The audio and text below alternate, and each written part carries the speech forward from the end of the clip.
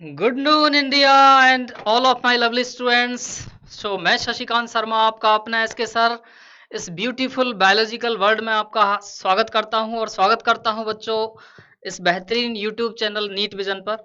और हमने पिछले वीडियो लेक्चर्स में बच्चों मॉर्फोलॉजी कंप्लीट कर ली थी और आज एक बहुत ही अमेजिंग उसके अगला अमेजिंग सा एक चैप्टर लेके आया हूं मैं आपके सामने, प्लांट एनाटॉमी। और प्लांट एनाटॉमी में बच्चों जो हम स्टार्ट करने जा रहे हैं ये एक अच्छा वेटेज रखता है नीट में। ठीक है, 2 से 3 क्वेश्चन जनरली आते हैं इसमें से हर साल एवरी ईयर। ठीक, 4 क्वेश्चंस तक का भी वेटेज बना देता है कभी कभी। और लेकिन कॉन्सेप्ट्स कहीं ना कहीं रिलेट हो जाते हैं इससे, ठीक है ना, तो इनडायरेक्ट वेटेज भी इसका ज्यादा बन जाता है।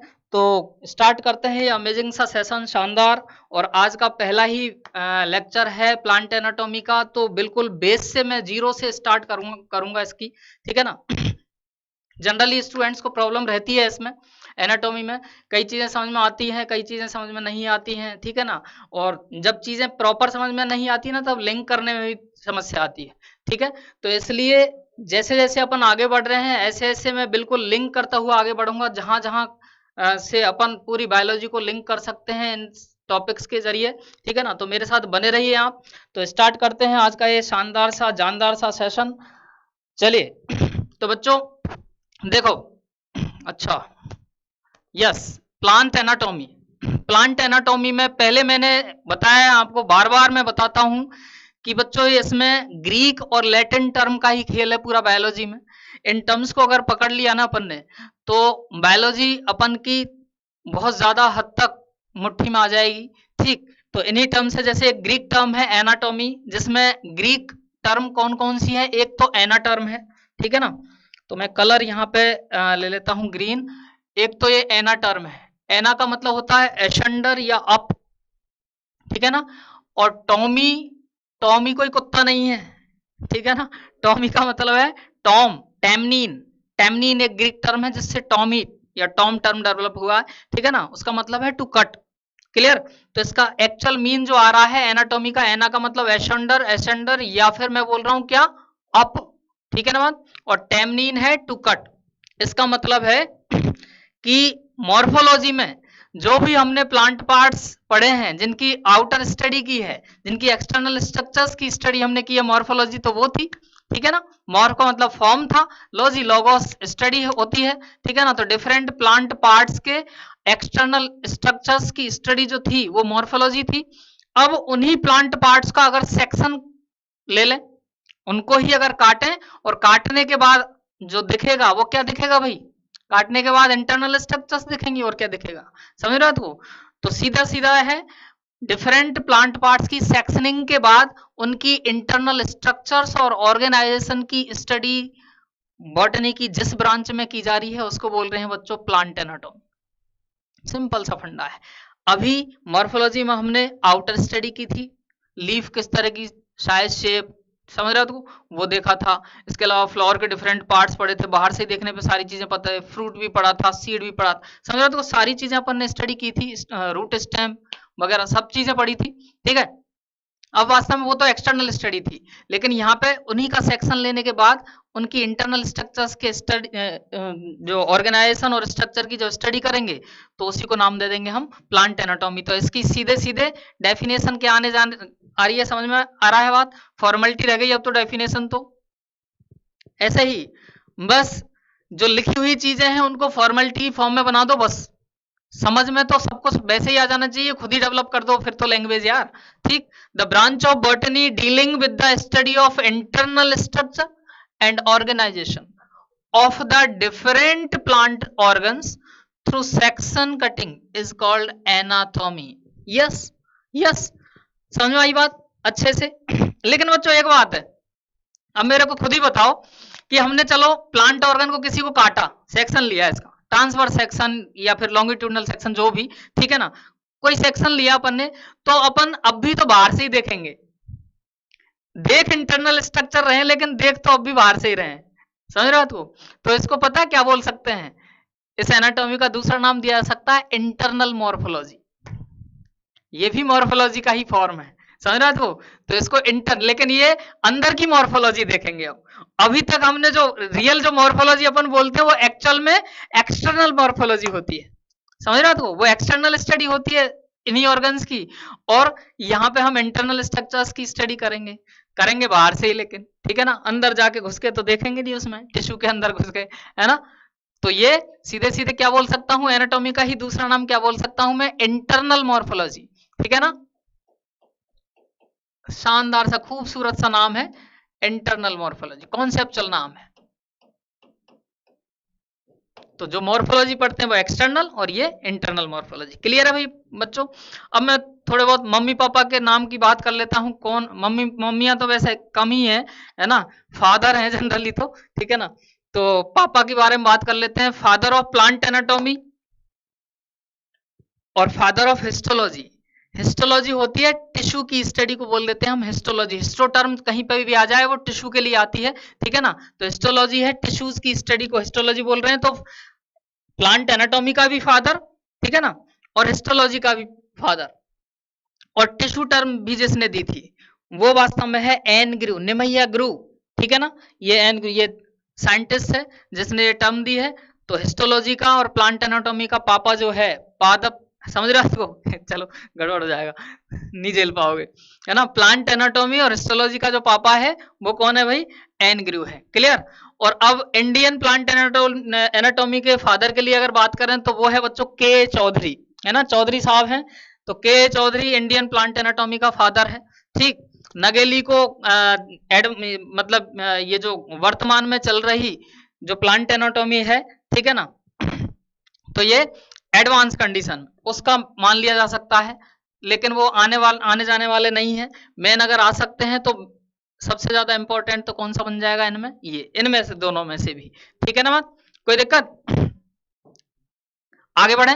नेक्स्ट मैं बात कर रहा हूं बच्चों, अपन को हर यूनिट से पहले साइंटिस्ट, एक एक साइंटिस्ट का पर्टिकुलर क्या दे रखा है, डिस्क्रिप्शन दे रखा है, थोड़े बहुत ब्रीफिंग कर रखी है उसके बारे में। तो उन साइंटिस्ट के बारे में भी कभी पूछा जा सकता है भाई नीट में, है ना, क्योंकि जो एनसीईआरटी में दे रखा है वो तो कुछ भी पूछ सकता है फिर नीट तो, समझ रहे हो बात को। तो उसके लिए अगर मैं बात करूं तो यहाँ पे अपनी जो यूनिट है ये, ठीक, इस यूनिट में वास्तव में कैथरीन इसाव एक साइंटिस्ट थी, ठीक, कैथरीन इसाव, और उसने एक एनाटॉमी के ऊपर एक बुक लिखी है, शानदार वाली बुक, ठीक है ना, anatomy of seed plant. Seed plants जो हैं जिम्नोस्पर्म और एंजियोस्पर्म, उनकी एनाटॉमी के बारे में उसमें बताया गया है, ठीक है ना। तो देखो जरा, इसके लिए भी आपको याद रखना है, इंपॉर्टेंट बन सकता है, बन जाएगा ये वही point. The anatomy of seed plants, Katherine Esau ने 1960 में ये पब्लिश हुई थी बुक, ठीक है। और बच्चों ये बुक इसलिए इंपॉर्टेंट है कि इस बुक को वास्तव में वेबस्टर बोला जाता है, एनसाइक्लोपीडिया बोला जाता है प्लांट बायोलॉजी का, मतलब बॉटनी का, ठीक है ना। एनसाइक्लोपीडिया, एनसाइक्लोपीडिया समझते हो ना, कोई भी टर्म अपन लेते हैं और गूगल पे तुरंत ही क्लिक करते हैं तो उसका विकिपीडिया एनसाइक्लोपीडिया वाला पार्ट जो आता है, समझ रहा तू, एनसाइक्लोपीडिया वाला जो पार्ट आता है इसका मतलब उससे रिलेटेड जो भी गूगल पे है वो सब कुछ अपने सामने आ जाएगा। ठीक, ऐसा ही मामला उन जिम्नो और एंजियोस्पर्म की एनाटॉमी से रिलेटेड बहुत ज्यादातर चीजें इसमें बताई गई हैं। तो वेबस्टर एक्चुअल में एक अमेरिका की, ये देखो जरा पहले तो ये समझ लो, this book was referred to as Webster's या एनसाइक्लोपीडिया ऑफ प्लांट बायोलॉजी या बॉटनी। ठीक, वेबस्टर क्या है, ये एक्चुअल में अमेरिका की एक वास्तव में डिक्शनरी है, ठीक है ना, जिसमें प्रोनाउंसिएशन और उसका मीनिंग बहुत ज्यादा वास्ट फॉर्म में दे रखे हैं, बहुत ज्यादातर के दे रखे हैं टर्म्स के, ठीक है ना। तो वो डिक्शनरी का ही केस है, उसको वेबस्टर बोला जाता है। तो यहाँ पे वास्तव में बॉटनी का वेबस्टर मान लिया गया है इस बुक को, ठीक है ना। तो ये इंपॉर्टेंट है, इसलिए आगे बढ़े। तो नन्हे मुन्ने और शानदार जानदार से कॉन्सेप्ट्स के साथ आगे बढ़ते हैं बच्चों। अब प्लांट एनाटॉमी में कुछ एक पॉइंट एनसीईआरटी ने जो दे रखे हैं मैं उनको डिस्कस कर लेता हूं। सबसे पहला एक पॉइंट दे रखा है एनाटॉमी में, देखो जरा, एक बहुत अच्छी सी लाइन दे रखी है भाई कि ये डिफरेंट प्लांट पार्ट्स जो होते हैं, डिफरेंट प्लांट पार्ट जो होते हैं उनमें वास्तव में मॉर्फोलॉजिकल डिफरेंसेस भी मिलते हैं, और अगर उनकी इंटरनल स्ट्रक्चर को काट के देखें तो उनमें एनाटॉमिकल डिफरेंसेस भी मिलते हैं, ठीक है ना। क्या मतलब, जैसे अपन लीफ, रूट और स्टेम की बात करें, फ्लावर, फ्रूट, सबकी स्ट्रक्चर क्या होती है अलग, बाहर से देखने पे भी स्ट्रक्चर अलग, ऑब्वियस काटने के बाद भी स्ट्रक्चर क्या होती है, डिफरेंट होती है। जैसे मैं यहाँ पे बता देता हूँ, ये जैसे प्लांट है, अब इस प्लांट में ये लीफ है, ठीक है ना, ये स्टेम है, ये बड है, ये फ्लावर है, ठीक है ना, और ये रूट्स हैं। तो रूट की मॉर्फोलॉजी, लीफ की मॉर्फोलॉजी, स्टेम, सबकी डिफरेंट है ना, अपन ने पढ़ी है मॉर्फोलॉजी में, सब डिफरेंट ही तो थे। एक ही अगर होती तो उसी को एक को ही पढ़ लेते फिर तो, है ना, लेकिन अलग अलग थी, वैरायटीज का केस था, डिफरेंट टाइप के केस थे, ठीक है। अब मैं बात करूं इनकी एनाटॉमी में भी डिफरेंस होता है, मॉर्फोलॉजी में तो है ही सही, एनाटॉमी में भी डिफरेंस होता है। एनाटॉमी अगर रूट की मैं बात करूंगा तो जैसे ये डाइकोट वास्तव में प्लांट है, एंजियोस्पर्म की ही दो क्लास होती हैं, डाइकोट, डाइकोटिलिडनस और मोनोकोटिलिडनस, तो डाइकोट और मोनोकोट, ठीक है ना। तो डाइकोट का ये प्लांट है, तो इसमें डाइकोट रूट की हम जो एनाटॉमी देखेंगे ट्रांसवर्स सेक्शन के बाद में, जो इंटरनल स्ट्रक्चर देखेंगे वो कुछ इस तरह की दिखाई देगी, ठीक है। अच्छा, दूसरा अगर मैं स्टेम की बात करूं तो स्टेम की इंटरनल स्ट्रक्चर अलग है, रूट से डिफरेंट है, ठीक है ना। अगर मैं बात करूं लीफ की स्ट्रक्चर की, तो लीफ के लिए ये अलग स्ट्रक्चर आ रही है। इसका मतलब इंटरनल स्ट्रक्चर्स और मॉर्फोलॉजिकल स्ट्रक्चर दोनों में ही डिफरेंसेस होते हैं। अच्छा, यही नहीं, एक ही एंजियोस्पर्म प्लांट ग्रुप है और उसी की दो क्लास मोनोकोट, जैसे ये तो मैंने डाइकोट के लिए बताई, मोनोकोट के लिए अगर मैं मॉर्फोलॉजी के लिए भी बात करूं और इंटरनल स्ट्रक्चर्स की भी बात करूं तो इनमें भी वेरिएशन होता है। समझ में आ रही है बात, ठीक है ना। तो अगली लाइन जो दे रखी है वो एनसीईआरटी में यही दे रखी है अपन को, कौन सा, तो दोनों का मीनिंग समझ में आ गया, इसका समझ में आ गया मीनिंग अच्छे से, ठीक है। विद इन एंजियोस्पर्म, ये भी अच्छी लाइन है, with in angiosperm the monocots and dicots, ठीक है ना, are also seen to be morphologically and anatomically different। होना ही है, अरे मारो गोली इसमें, मैं तो बात कर रहा हूं प्लांट, एनिमल, सब उनमें भी तो डिफरेंस है, डिफरेंट ऑर्गेनिज्म में उनकी भी तो मॉर्फोलॉजी और एनाटॉमी में डिफरेंस आएगा। तो क्यों आया ये डिफरेंस, तो कहीं ना कहीं मॉर्फोलॉजी में मैंने एक पॉइंट डिस्कस किया था, इस तरह का शानदार वाला एक पॉइंट उठाया था मैंने, ठीक है ना कहीं ये जो डिफरेंसेस हैं, ठीक है ना, ये एक्चुअल में पर्टिकुलर ऑर्गेनिज्म के जो स्पेसिफिक कंडीशंस होती हैं, एनवायरमेंटल कंडीशंस, वहां के एनवायरमेंटल कंडीशंस के अकॉर्डिंग वो अपने आप को बेस्ट फिट करने के लिए वास्तव में मॉर्फोलॉजिकल और एनाटॉमिकल डिफरेंसेस लिए जाते हैं, ठीक है। तो इसका मतलब है कि ये जो डिफरेंसेस होते हैं, चाहे वो मॉर्फोलॉजिकल है चाहे एनाटॉमिकल, ये कहीं ना कहीं एडेप्टेशंस के लिए होते हैं, उस ऑर्गेनिज्म को उन पर्टिकुलर सेट ऑफ कंडीशंस में, जो उसकी पर्टिकुलर हैबिटेट की एनवायरमेंटल कंडीशंस हैं उसमें उसको बेस्ट फिट करने के लिए होते हैं। अरे वसन नोट पढ़ें, देखो जरा एक अच्छा सा नोट दे रखा है, internal structures also show adaptations to diverse environment. समझ में आ रहा बात, अलग अलग टाइप का जो एनवायरमेंट है, उन एनवायरमेंट में उस ऑर्गेनिज्म को पर्टिकुलर बेस्ट फिट करने के लिए इंटरनल स्ट्रक्चर्स एडेप्टेशन शो करती हैं। इंटरनल स्ट्रक्चर्स की जगह दूसरा भी कौन सा, एक्सटर्नल स्ट्रक्चर्स भी कहीं ना कहीं एडेप्टेशन शो करती हैं। तो मॉर्फोलॉजिकल भी और एनाटॉमिकल ये एडेप्टेशंस आते हैं। इसके बाद में बात करते हैं बच्चों कि जैसे कोई भी प्लांट ऑर्गन को काटा, प्लांट ऑर्गन को किसी को काटा, ठीक है ना, अब ऑर्गन वास्तव में बनाता कौन है, बताओ मेरे को। चलो शुरुआत से मैं बात करता हूं, शुरू से अगर स्टार्ट करूं मैं, तो सेल्स मिलके बना रही हैं टिश्यू, सही है बात। सबसे बेसिक यूनिट जो है किसी लाइफ की वो क्या है, लिविंग बीइंग की यूनिट क्या है, सेल है। स्ट्रक्चरल फंक्शनल यूनिट अपन जानते हैं कि वो सेल होती है। सेल ने मिलके बना रखा है क्या, टिश्यू। एक तरह की सेल्स ने या एक से ज्यादा तरह की सेल्स ने मिलके क्या बना रखे हैं, टिश्यू बना रखे हैं, उससे हायर लेवल डेवलप कर रखा है, ठीक है ना, बायोलॉजिकल हायरार्की में। अच्छा, उसके बाद में टिश्यूज, एक या एक से ज्यादा तरह के टिश्यूज मिलके वास्तव में क्या बना लेते हैं, ऑर्गन बना लेते हैं। समझ रहे हो, ये ऑर्गन, और ऑर्गन वास्तव में पता है, ये ऑर्गन लेवल जो होता है बॉडी ऑर्गेनाइजेशन में, जो ऑर्गन लेवल जो होता है वो वास्तव में प्लांट में सबसे हाईएस्ट होता है। एनिमल्स में तो ऑर्गन के बाद क्या आ जाते हैं, वास्तव में ऑर्गन सिस्टम्स आ जाते हैं। तो हमारा we are having most complex body organisation. समझ रहे हो, कौन से लेवल का, ऑर्गन सिस्टम लेवल का बॉडी ऑर्गेनाइजेशन है हमारे अंदर। तो हमारे अंदर पूरा सिस्टम होता है, सर्कुलेटरी सिस्टम है हमारे अंदर, अरे समझ, हमारे अंदर पूरा नर्वस सिस्टम आ रहा है, ठीक है ना, अपने अंदर पूरा एक्सक्रेटरी सिस्टम है, अपने अंदर पूरा डाइजेस्टिव सिस्टम है डाइजेशन के लिए, ठीक है ना।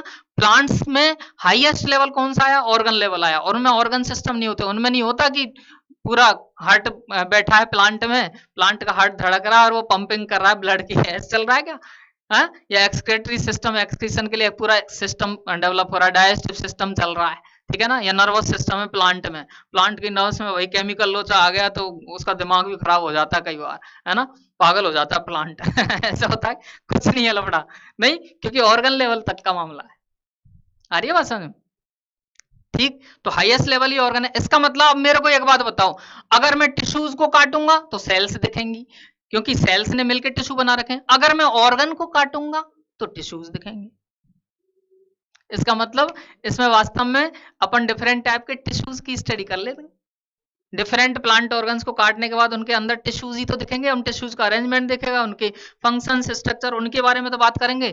तो मेनली स्टडी होती है टिश्यू की। तो टिश्यू लेकिन क्या है, टिश्यू लेकिन क्या है, समझ रहे हो? वो है पॉइंट। तो बच्चों में बात करूं तो देखो, कोई भी टिश्यू जो होता है, ठीक है ना, थोड़ा नीचे से स्टार्ट करता हूं। कोई भी जो टिश्यू होता है बच्चों, उसको 3 पॉइंटों पे डिफाइन किया जाता है, ठीक है? सबसे पहला पॉइंट जो होता है, उन टिश्यू को बनाने वाली जो सेल्स होती हैं उनका ओरिजिन क्या है, सिमिलर ओरिजिन है कि डिफरेंट ओरिजिन है, ठीक है ना बात? लेकिन बच्चों एक बात ध्यान रखना हमेशा, कि अगर कोई टिश्यू है तो उसको बनाने वाली सेल्स का ओरिजिन हमेशा और हमेशा सेम रहेगा, ठीक है ना? तो इसके लिए तो बिल्कुल आगे अब दिमाग नहीं लगाना है, ओरिजिन क्या रहेगा, सिमिलर रहेगा, ठीक है ना? सारी सेल्स का ओरिजिन सिमिलर रहेगा तो ही वो टिश्यू बनाएंगी, पहला केस, ठीक है ना? दूसरा जो होता है वास्तव में बच्चों जो हम देखते हैं, वो देखते हैं उनकी स्ट्रक्चर, ठीक है ना, शेप वगैरह, क्लियर पॉइंट? अब शेप या तो सिमिलर हो सकती है भाई किसी भी टिश्यू की सेल्स की, या फिर वो डिसिमिलर हो सकती है। मतलब डिसिमिलर शेप वाली सेल्स भी एक टिश्यू बना सकती हैं, समझ रहे हो तुम? और सेम शेप या सेम स्ट्रक्चर रखने वाली सेल्स भी एक टिश्यू बना सकती हैं, ठीक है? तो स्ट्रक्चर सिमिलर या डिसिमिलर हो सकती है। इसके अलावा नेक्स्ट आता है तीसरा पॉइंट जिस पर हम डिफाइन करते हैं, वो है फंक्शन, ठीक है ना? और फंक्शन जनरली किसी टिश्यू का एक जो कॉमन फंक्शन होता है, वो ऑब्जेक्टिव फंक्शन जो होता है वो सिमिलर होता है, ठीक है ना बात? तो मैं यहां पे ये लिखूंगा, ऑब्जेक्टिव फंक्शन इज कॉमन और सिमिलर। ऑब्जेक्टिव का मतलब जिस ऑब्जेक्ट के लिए वो टिश्यू बना है, जिस काम को करने के लिए वो टिश्यू को डेवलप किया गया है, वो ऑब्जेक्टिव फंक्शन है। अदरवाइज तो ऐसा भी होता है, मैंने अभी बात की थी कि डिफरेंट स्ट्रक्चर की सेल्स जब टिश्यू बनाएंगी, ठीक है ना, तो इसका मतलब है कि वो हिट्रोजीनस टिश्यू होगा, और हिट्रोजीनस टिश्यू में इंडिविजुअल टाइप की जो सेल्स होती हैं वो वास्तव में अलग अलग इंडिविजुअल फंक्शन उनका क्या हो सकता है, अलग अलग। तो इंडिविजुअल किसी एक कॉम्प्लेक्स टिश्यू के बारे में हम बात करेंगे। हम जो हिट्रोजीनस टिश्यू बोला जा रहा है वो कॉम्प्लेक्स टिश्यू है। कॉम्प्लेक्स टिश्यू का मतलब है जिसमें एक से ज्यादा तरह की सेल्स मिलकर क्या बनाएंगी, टिश्यू बनाएंगी, समझ रहे हो? तो ऐसे टिश्यूज में तो इंडिविजुअल फंक्शंस जो हो सकते हैं उसके कंपोनेंट के, वो डिफरेंट हो सकते हैं, लेकिन वो सब मिलकर एक यूनिट की तरह काम करेंगी और उसका ऑब्जेक्टिव फंक्शन तो तब भी क्या रहेगा, सेम रहेगा। तो मैं टिश्यू के लिए अगर बात करूं तो बच्चों ऑब्जेक्टिव फंक्शन जो होता है किसी टिश्यू का, वो क्या होता है, कॉमन होता है, सिमिलर होता है, समझ रहे हो? क्लियर है वही पॉइंट? तो क्या क्या पॉइंट आए, 3 पॉइंटों पे टिश्यू को डिफाइन किया जाता है। और ग्रुप ऑफ सेल्स तो है ही सही, टिश्यू वास्तव में ग्रुप ऑफ सेल्स तो है ही सही। सेल्स का सिंगल सेल जो है वो वास्तव में टिश्यू नहीं बनाती है, ठीक है ना? हालांकि जूलॉजी में आप पढ़ते हो सिंगल सेल का टिश्यू, कौन सा पढ़ते हो, गॉबलेट सेल जो होती है, वो अपने आप में ही क्या मान ली गई है, टिश्यू मान ली गई सिंगल सेल की। लेकिन नॉर्मली सिंगल सेल टिश्यू नहीं बनाता है। टिश्यू बनाने के लिए तो सेल्स को एग्रीगेट होना पड़ेगा, ठीक है ना, उनमें आपस में इंटरेक्शंस होनी पड़ेंगी। अगर इंटरेक्ट नहीं है सेल्स, ठीक है ना, जैसे प्लांट्स के केस में अगर मैं बात करूं तो प्लाज्मोडेस्मेटल कनेक्शन से जुड़ी रहनी चाहिए, समझ रहे हो? सेल सरफेस जंक्शंस होने चाहिए, तब वास्तव में वो टिश्यू है। अदरवाइज अलग अलग सेल्स रखी हैं तो ग्रुप हो जाए तब भी अपन उसको टिश्यू नहीं बोलेंगे। क्लियर है भाई पॉइंट? ये भी ध्यान रखना, ये भी अपन को यूज होगा, ये कॉन्सेप्ट दिमाग में रखना। एक एक पॉइंट पर वास्तव में दावा ठोक सकते हो, एक एक पॉइंट पर दावा ठोको कि अपन के समझ में आ गया, तब वास्तव में चीजें हवा में उड़ती दिखेंगी आप कि यार ये तो कुछ है ही नहीं, ठीक है ना, सब कुछ कॉन्सेप्ट में ढला पड़ा है। ठीक है, तो अपन डालते हैं कॉन्सेप्ट्स में ऐसे ही। तो 3 पॉइंटों पे वास्तव में टिश्यू डिफाइन होता है। ओरिजिन हमेशा क्या रहेगा, सेल्स का सिमिलर रहेगा जो उसको बना रही है। स्ट्रक्चर में भी सिमिलर और डिसिमिलर, ठीक है ना। एंड ऑब्जेक्टिव फंक्शन या कॉमन फंक्शन, जो ऑब्जेक्टिव फंक्शन है वो वास्तव में क्या होना चाहिए, सेम रहना चाहिए। लेकिन इंडिविजुअल फंक्शन कॉम्प्लेक्स टिश्यूज में क्या हो सकता है, सेल्स का वेरी कर सकता है, ध्यान रखना। क्लियर है भाई पॉइंट। तो टिश्यू की डेफिनेशन तय करें। टिश्यू की डेफिनेशन क्या होगी भाई, ग्रुप ऑफ सेल्स है, group of organised group of cells. Yes, organised, particular organisation हुआ, ऑर्गेनाइज्ड ग्रुप ऑफ सेल्स, ठीक है ना, विच आर हैविंग कॉमन या सिमिलर ओरिजिन, ठीक है ना, शेप सिमिलर और dissimilar, and generally perform a common objective function, that is called tissue. yes, formality देख लें, फॉर्मेलिटी कर लें पूरी डेफिनेशन की, तो कर लो फॉर्मेलिटी पूरी डेफिनेशन की। An organised group of cells which are having similar or dissimilar shape, having a common origin common होना चाहिए, and usually performing a common function is called tissue। ठीक है ना बात, ये ग्रुप ऑफ सेल में यहाँ पे इधर कर देता हूं, ठीक है ना, ग्रुप ऑफ सेल में यहाँ पे लिख देता हूं आपको अलग से, ग्रुप ऑफ सेल्स। क्लियर है भाई पॉइंट, समझ में आ गया बहुत अच्छे से। तो ये टिश्यू होता है, ठीक। अच्छा, उसके बाद में टिश्यू की स्टडी को हिस्टोलॉजी बोलते हैं। तो ये हिस्टो टर्म कहीं अगर आ जाए, हिस्टो का मतलब टिश्यू से रिलेट कर दो, ठीक है ना, हिस्टो का मतलब टिश्यू से रिलेट कर दो सीधे सीधे, कोई दिक्कत है भाई। और अब देखो जरा, एक टिश्यू बता रखा है आपको यहाँ पे, टिश्यू बता रखा है, ये वास्तव में अपन का डाइकोट स्टेम का ट्रांसफर सेक्शन ले, मतलब एक सेक्शन लेने के बाद में जो उसकी इंटरनल स्ट्रक्चर्स बता रखी हैं वो वास्तव में है। अब जैसे डाइकोट स्टेम की इंटरनल स्ट्रक्चर्स में सबसे पहले बाहर से और अंदर की तरफ अगर चलें, ठीक है ना, तो बाहर उसकी एपिडर्मिस पे एपिडर्मल हेयर्स हैं, फिर एपिडर्मिस आ जाती है, ठीक है ना, और उसके बाद में ये आती है हाइपोडर्मिस। ये क्या है, एपिडर्मिस के बाद में कौन सी लेयर है बच्चों, ये है हाइपोडर्मिस। आ रही है बात समझ में, ये हाइपोडर्मिस लेयर है जो कोलेनकाइमेटस है, ठीक है ना। पेरेनकाइमा जिसको आप देख रहे हो यहाँ पे लिखा हुआ, वो हकीकत में कौन सा पार्ट आ रहा है, वो आ रहा है पूरा कॉर्टेक्स वाला पार्ट, ठीक है ना। तो ये टिश्यूज हैं अलग अलग, ये नाम आएंगे बार बार में, ठीक है ना, इसलिए मैं पहले ही यहाँ पे कवर कर रहा हूँ। तो सब बाहर से ही लेके चलो आप, तो सबसे बाहर का जो टिश्यू बन रहा है वो कौन सा है, वो आउटर मोस्ट प्रोटेक्टिव लेयर है, जो जैसे अपनी स्किन वाला केस है, अपन की तो मल्टीपल लेयर्स है, लेकिन ये सिंगल का ही केस बन रहा है, एपिडर्मिस है, ठीक है ना। एपी का मतलब ऊपर वाली है, डर्मिस मतलब स्किन होती है, ठीक है ना। तो ऊपर की स्किन, प्लांट की ऊपर की स्किन कौन सी बोली जा रही है, एपिडर्मिस बोली जा रही है, ठीक है ना भाई बात। उसके बाद जो कोलेनकाइमा आपको दे रखा है, एक टिश्यू का नाम है कोलेनकाइमा, ठीक है ना, देखेंगे। लेकिन ये वास्तव में कौन सा पार्ट है, ये हाइपोडर्मिस वाला पार्ट, एपिडर्मिस के बिलो। हाइपो का मतलब क्या होता है, बिलो होता है, तो एपिडर्मिस के अंदर की तरफ या नीचे की तरफ कौन सा है, हाइपोडर्मिस वाला पार्ट। हाइपोडर्मिस के भी नीचे वास्तव में जो है वो मल्टीपल लेयर्स होती हैं, कॉर्टेक्स की बनी हुई, इसको कॉर्टेक्स बोलते हैं। अब हकीकत में पता है, कॉर्टेक्स की ही कुछ आउटर लेयर्स जो होती है वो हाइपोडर्मिस होती है, और कॉर्टेक्स की ही सबसे इनरमोस्ट लेयर जो होती है उसको बोलते हैं बच्चों endodermis. Innermost layer of cortex वही एंडोडर्मिस है, तो एंडोडर्मिस वाला पार्ट है, देखो सबसे अंदर की वाली लेयर है। इसके बाद में आ जाता है पेरीसाइकल, ठीक है ना, ये पेरीसाइकल देखेंगे अपन एक एक करके, अभी नाम आप याद रख लो तो काफी सहूलियत रहेगी अपने लिए, ठीक है ना, कि कौन कौन से पार्ट आ रहे हैं, बाहर से अंदर चल रहे हैं अपन सीधे सीधे। उसके बाद में आ गया बच्चों फ्लोएम आ गया, फिर ये जाइलम वाला पार्ट आ गया, ये देखो मेटाजाइलम और ये प्रोटोजाइलम, तो फ्लोएम मेटाजाइलम प्रोटोजाइलम, मतलब ये पूरा की पूरा पार्ट क्या चल रहा है, ये पूरा पार्ट जाइलम है। और फ्लोएम और जाइलम के बीच में क्या आ रही है बच्चों, ये कैम्बियम आ रही है, क्या आ रही है, कैम्बियम। ये एक ऐसा टिश्यू होगा जो सेकेंडरी ग्रोथ के लिए जो क्या होगा रिस्पॉन्सिबल, मतलब मोटाई में ग्रोथ के लिए क्या होगा रिस्पॉन्सिबल, वो फ्लोएम और जाइलम के बीच में यहाँ पे फंसा हुआ है। और भी पोजीशन इसकी हो सकती है, तो देखेंगे तो ये पूरा की पूरा जो आप देख रहे हो जिसमें फ्लोएम और जाइलम आ गया, वो वास्तव में पूरा की पूरा होता है वेस्कुलर बंडल। वेस्कुलर टिश्यूज हैं ये सारे के सारे वेस्कुलर बंडल। और उसके बाद सबसे इनरमोस्ट, जो सबसे सेंटर में जो पार्ट होता है वो भी पेरेनकाइमा का बना हुआ, होता है, देखेंगे अभी टिश्यूज के बारे में। ये बोला जाता है पिथ, या फिर इसी को बच्चों दूसरा नाम देते हैं मेड्यूला। क्या नाम देते हैं? मेड्यूला बोलते हैं। कोई दिक्कत? बढ़े आगे। तो टिश्यू टिश्यू पढ़ने हैं अब तो इसमें तो, ठीक है। यस, गया। और दूसरा कॉन्सेप्ट आया है, टिश्यू वास्तव में दो तरह के होते हैं और बेसिस लिया गया है बच्चों की उनकी सेल्स में फर्दर डिवीजन की कैपेसिटी है कि नहीं है। समझ बात को? तो उसके बेसिस पर दो ही तरह के टिश्यू होते हैं बच्चों। एक होता है मेरिस्टेमेटिक टिश्यू, मेरिस्टेम जिसको नाम देंगे, और दूसरा होता है परमानेंट टिश्यू, ठीक है ना, जो मैच्योर टिश्यू होते हैं। ये इमेच्योर टिश्यू है, ये मैच्योर टिश्यू का केस बनता है।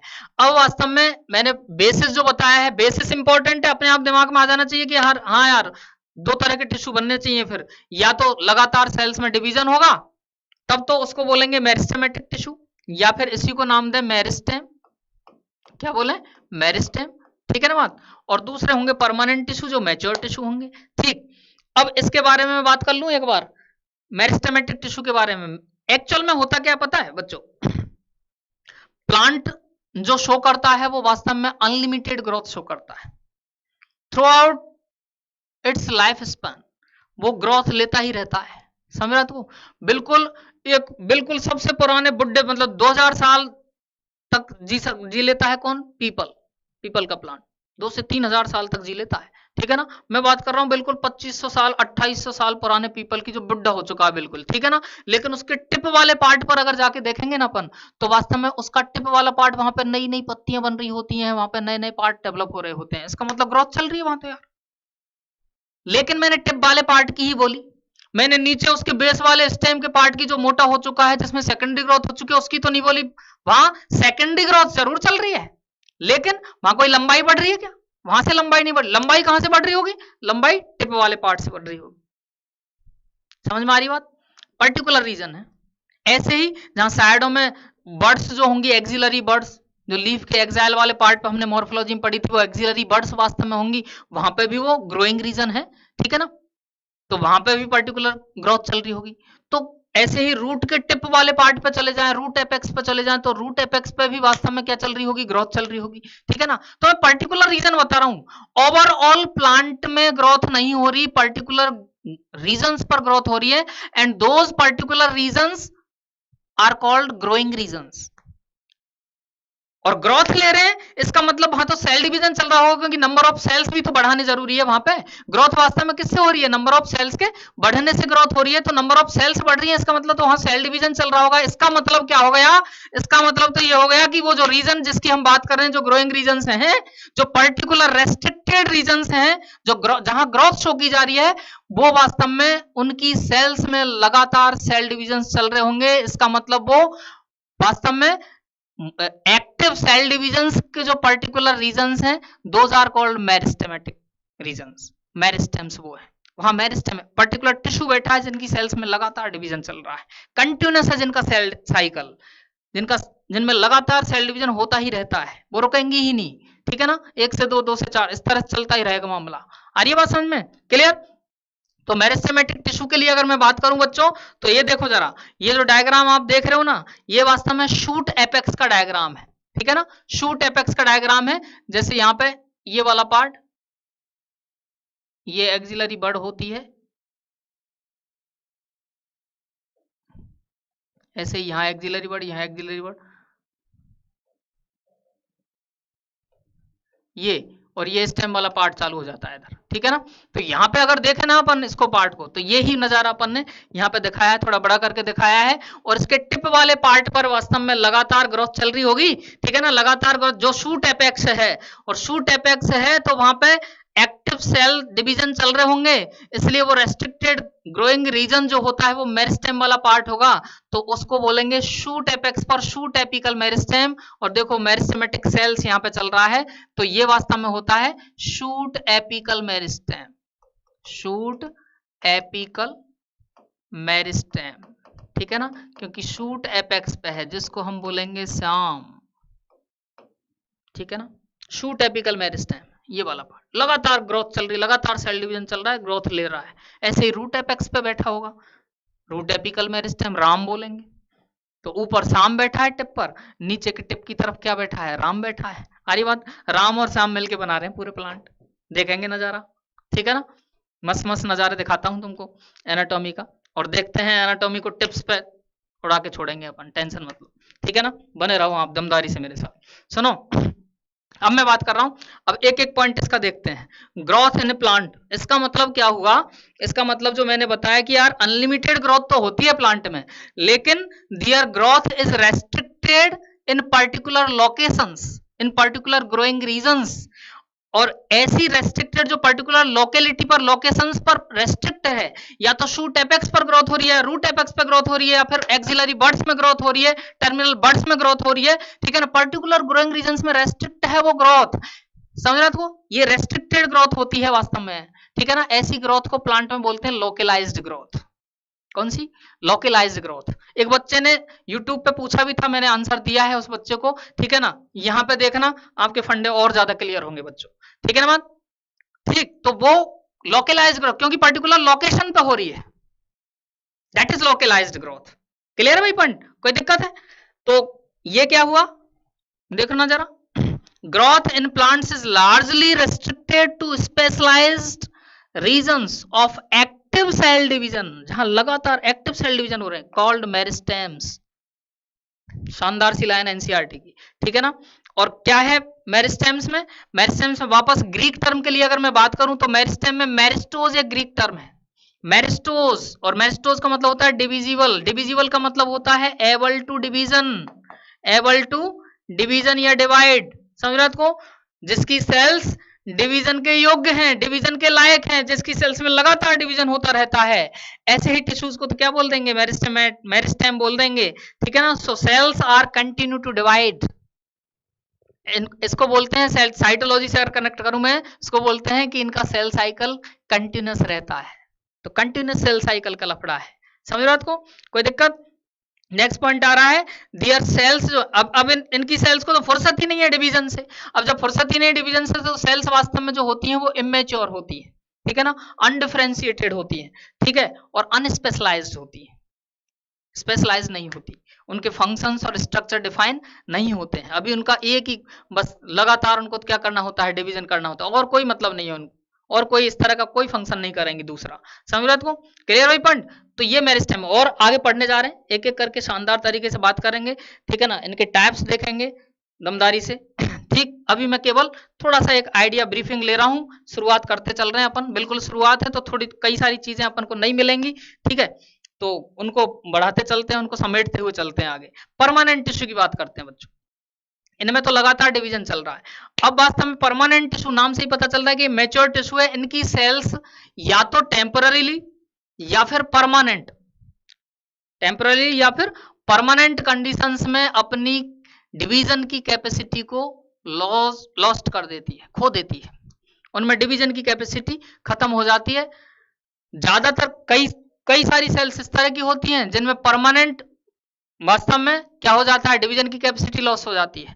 और ज्यादातर कंडीशंस की सेल, ज्यादातर जो सेल्स होती हैं बच्चों वो ऐसी होती हैं जिनमें टेम्पररी कंडीशन में वास्तव में डिवीजन की जो कैपेसिटी है वो लॉस होती है, लेकिन सर्टेन कंडीशंस में फिर से वो रिगेन कर सकती हैं कि उस डिवीजन कैपेसिटी को। देखते हैं नजारा क्या होता है, मतलब सीधे सीधे अपन बात करेंगे इसके बारे में बहुत बढ़िया तरीके से, साइटोलॉजी को कनेक्ट करते हुए बात करूंगा, जिसके ऊपर इस साल क्वेश्चन भी पूछा है नीट में, ठीक है ना बात? 2020 में, नीट 2020 में क्वेश्चन पूछा गया है, ठीक है। उस पॉइंट से भी मैं एनाटॉमी को कनेक्ट करूंगा, ठीक है अभी बात?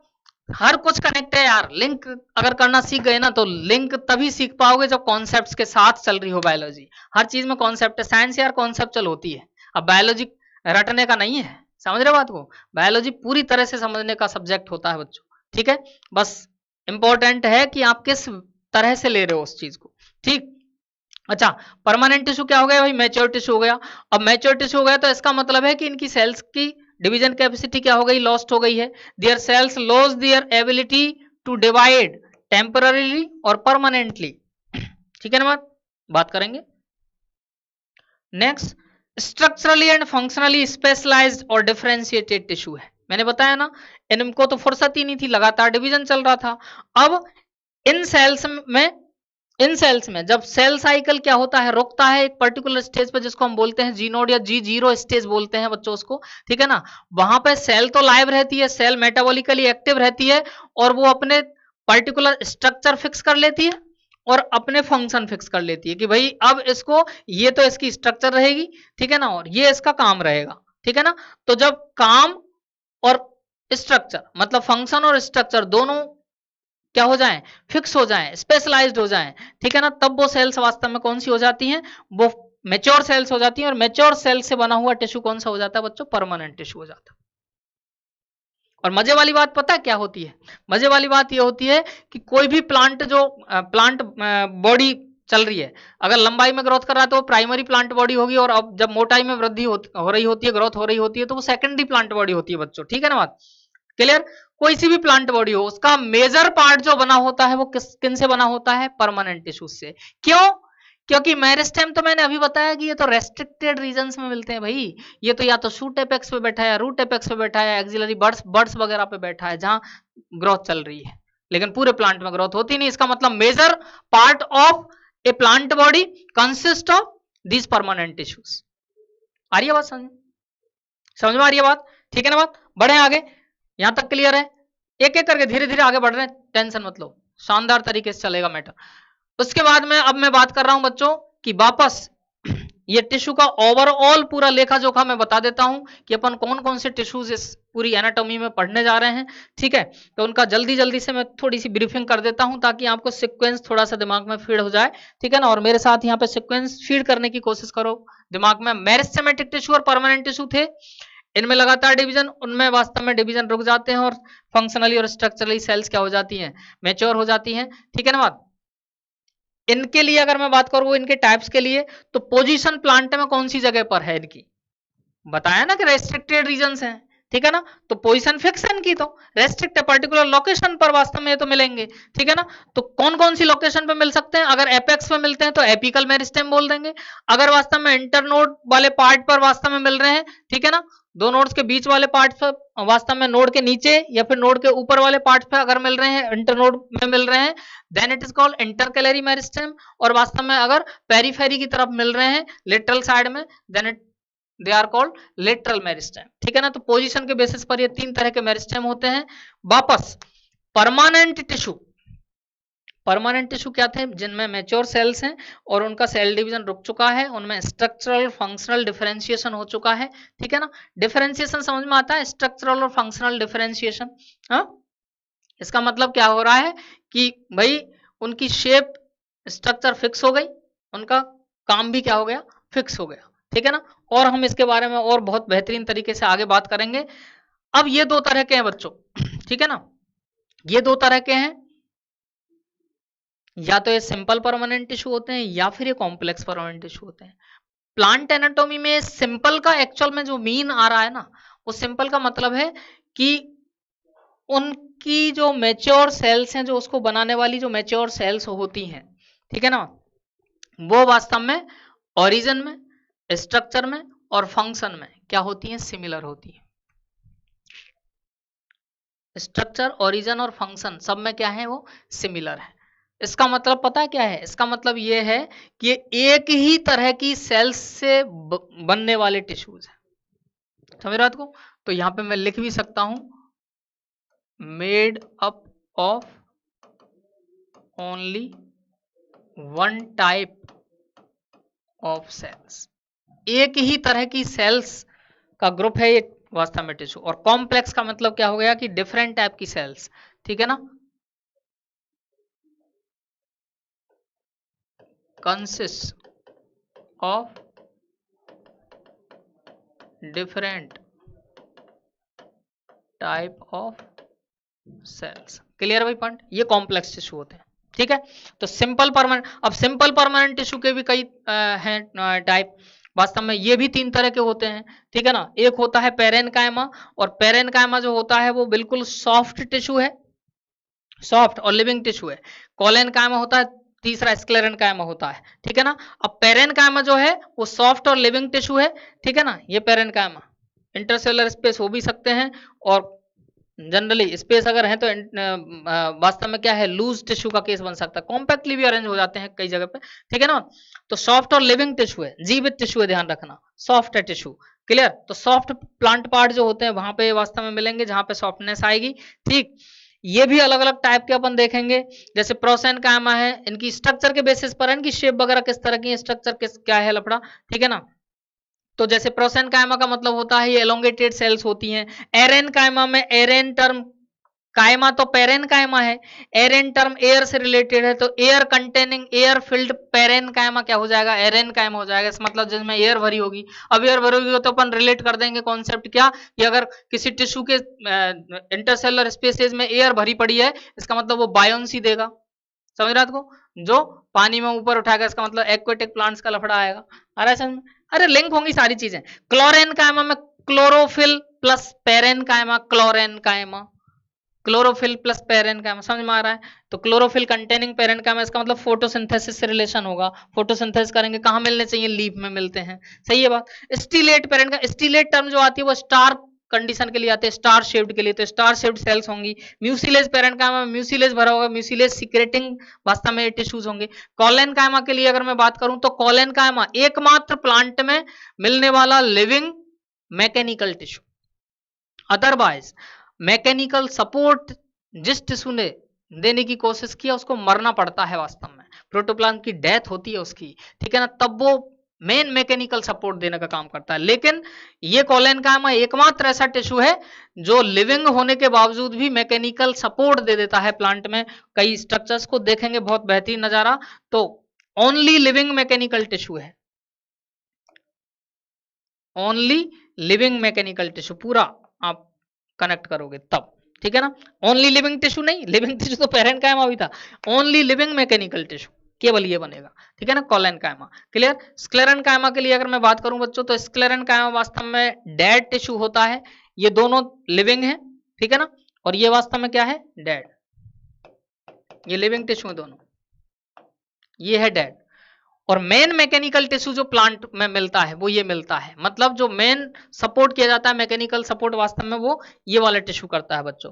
अब ये वाले टिश्यू जो होता है इसमें दो तरह की सेल्स मिलती हैं वास्तव में, एक फाइबर्स मिलते हैं, ठीक है ना, और दूसरी ट्रैकिड्स मिलते हैं, ठीक है ना। फाइबर्स लॉन्ग एलोंगेटेड सेल्स होंगी, देखेंगे अपन, डेड सेल्स होंगी, स्क्लेरिड्स भी होंगी, ठीक है, अलग अलग टाइप की स्क्लेरिड्स मैंने मॉर्फोलॉजी में भी बताया, याद करो, गुआवा, पियर और सपोटा, चीकू, उनको खाने के दौरान वास्तव में जो उनका फ्लैश होता है वो क्या करता है, ग्रिटीनेस आती है उसमें, that is because of this sclereids, brachysclereids के कारण था, जिनको स्टोन सेल्स हमने बोला था। एंडोकार्प जो ड्रूप फ्रूट्स की थी वो भी स्क्लेरिड्स के कारण थी, ये है वो स्क्लेरिड्स, ये है वो स्टोन सेल्स एक्चुअल में, जिनके कारण वास्तव में वो जो आम की जो गुठली होती है इतनी कठोर होती है, समझ रहे हो आपको, जो नारियल का जो इनर एंडोकार्प होती है, जो सबसे इनरमोस्ट जो पेरिकार्प होती है, वो इतनी कठोर होती है, बिल्कुल बहुत हार्ड होती है, ठीक है ना, वो इन स्क्लेरिड्स के कारण होती है, क्योंकि ये खुद डेड सेल्स हैं, पत्थर जैसी छोटी छोटी सेल्स होती है, ठीक है ना। इसीलिए तो गुआवा के वो फ्लैश में है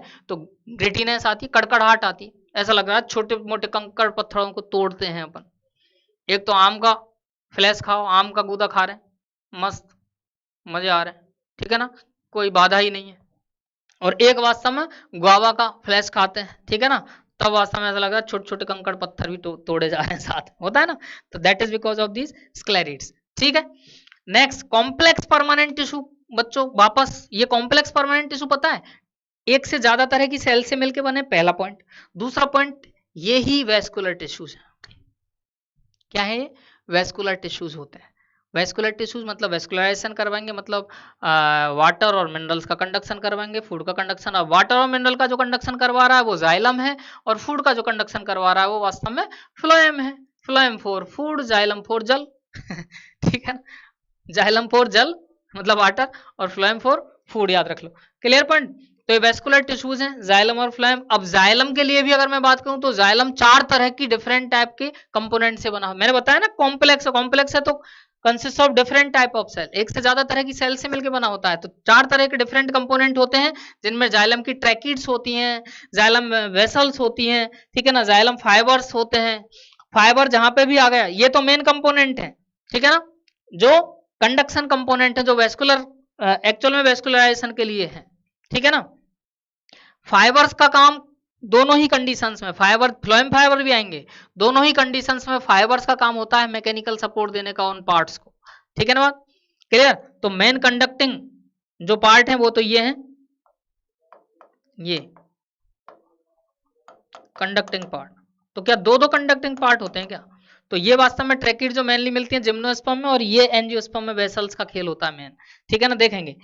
और पेरेनकाइमा भी आएगा बच्चों, जाइलम पेरेनकाइमा भी आएगा, ऐसे ही फ्लोएम पेरेनकाइमा भी आएगा। ठीक है ना बात? पेरेनकाइमा लिविंग है, तो ये तीनों की तीनों पार्ट वास्तव में इसमें जो होते हैं वो कैसे हैं? डेड हैं। एकमात्र लिविंग जो कंपोनेंट है एक्चुअल में जाइलम का, वो कौन सा है भाई? जाइलम पेरेनकाइमा है। ठीक है ना? और जाइलम में वाटर कंडक्शन जो किया जाता है, जाइलम में नीचे से ऊपर पाइपलाइन बिछी है वेसल्स, तो लेकिन जो रेडियल साइड में, जो रेडियस के अकॉर्डिंग, ठीक है ना, साइडों में जो कंडक्शन होगा वो किनके द्वारा होगा? इन जाइलम पेरेनकाइमा के। अब वाटर और मिनरल का साइड में या रेडियल कंडक्शन होगा जाइलम पेरेनकाइमा के द्वारा, और फूड का रेडियल कंडक्शन होगा फ्लोएम पेरेनकाइमा के द्वारा। और फ्लोएम फाइबर्स के द्वारा भी फ्लोएम वाले जो मेन कंपोनेंट्स हैं, वेस्कुलर कंपोनेंट्स, उनको मैकेनिकल सपोर्ट दिया जाएगा, जैसे इधर जाइलम फाइबर्स दे रहे हैं।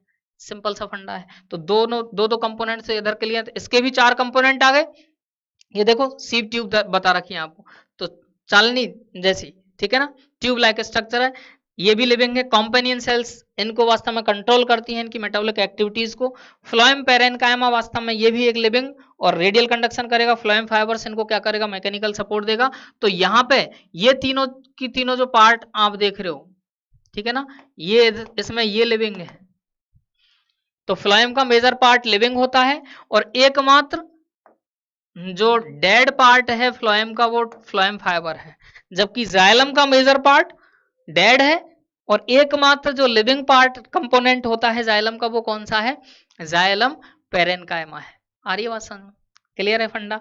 ठीक है ना? तो ये इतने सारे टिश्यूज पढ़ेंगे। हालांकि परमानेंट टिश्यू में सिंपल परमानेंट, कॉम्प्लेक्स परमानेंट, ये परमानेंट टिश्यू में एक्चुअल में एक सिक्रेटरी टिश्यू का भी केस आता है। ठीक है ना? सिक्रेटरी जो सिक्रेशन से रिलेट होते हैं उनके भी अलग हैं। लेटेक्स सिक्रेटिंग लेटिसिफेरस टिश्यू होता है, ठीक है ना, और ग्लैंड्स ग्लैंडुलर टिश्यू होते हैं, ठीक है ना, तो वो भी टिश्यूज होते हैं, उनके बारे में थोड़ी बहुत अपन बताएंगे आगे, ठीक है।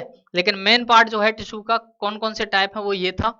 उसके बाद में हम बात करते हैं बच्चों सबसे पहले मेरिस्टेमेटिक टिश्यू, ठीक है, मेरिस्टेमेटिक टिश्यू की बात करते हैं। अब मेरिस्टेमेटिक टिश्यू की बात करें अगर बच्चों, तो उसमें कैरेक्टरिस्टिक फीचर्स जो सेल्स के होते हैं वो क्या क्या होते हैं, ठीक है। कई सारे पॉइंट दे रखे हैं एनसीईआरटी ने, लेकिन अपन सिंगल पॉइंट से वो सारे की सारे कॉन्सेप्ट निकालेंगे सिंगल पॉइंट से, ठीक है ना। करें स्टार्ट? हाँ, आर यू रेडी? करें स्टार्ट। सिंगल पॉइंट से निकालेंगे भाई। सिंपल सा फंडा है, एक बात दिमाग में रखनी है कि मेरिस्टेम है, मेरिस्टेम है तो उनकी सेल्स में लगातार सेल डिवीजन चल रहे हैं, उनकी सेल साइकिल कंटिन्यूस है, लगातार सेल डिवीजन है। अब बच्चों अगर लगातार सेल डिवीजन है किसी सेल में, ठीक है ना, तो इसका मतलब है कि वो प्लांट की ग्रोथ में कंट्रीब्यूट करेगी, ये बात सही है, ठीक है ना। दूसरा पॉइंट है कि अगर लगातार सेल डिवीजन चल रहा है ना बच्चों, तो उन सेल्स में जो सेल वॉल मिलनी चाहिए, ये साइटोलॉजी का पॉइंट है, हालांकि साइटोलॉजी से कनेक्ट कर रहा हूं मैं इसको, जो उनमें सेल वॉल मिलनी चाहिए वो primary thin cellulosic cell wall मिलती है।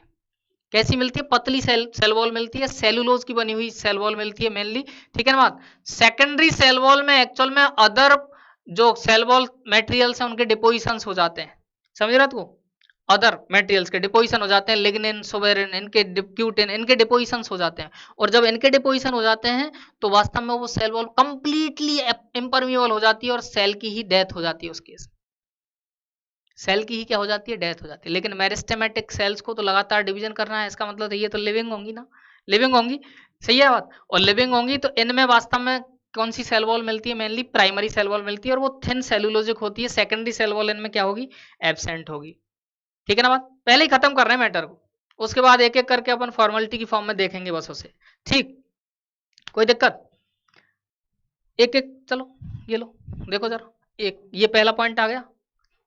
क्या बोल रहा हूं मैं? Their cell cycle is continue, so cells are immature, undifferentiate और अनस्पेशल। इनके ना फंक्शन फिक्स हुए ना इनकी स्ट्रक्चर फिक्स हुई। इमेच्योर है, अनस्पेशलाइज कंडीशन है, अनडिफरेंशिएटेड बोलते हैं, ठीक है ना। तो मेरिस्टेम्स ये जो शुरुआत में ये जो पार्ट है, ठीक है ना, जिनमें लगातार डिवीजन चल रहा है वो अनडिफरेंशिएटेड टिश्यू आर है। ठीक, अच्छा दूसरा पॉइंट अपन ने क्या बताया था कि सेल वॉल जो होते, ये सेल वॉल का केस बताया था। ठीक है, पहले सेल वॉल का केस देखते हैं, इसके पॉइंट के बाद में आते हैं। Only thin cellulosic primary cell wall is present, secondary wall क्या है, एब्सेंट है।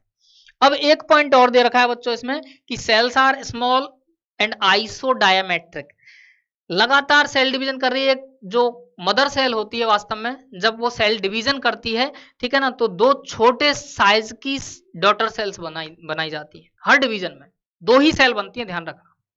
बोलो सर मियोसिस में तो 4 बनती हैं, तो लेकिन मियोसिस में डिवीजन ही कितनी बार हो जाता है, 2 बार हो जाता है डिवीजन।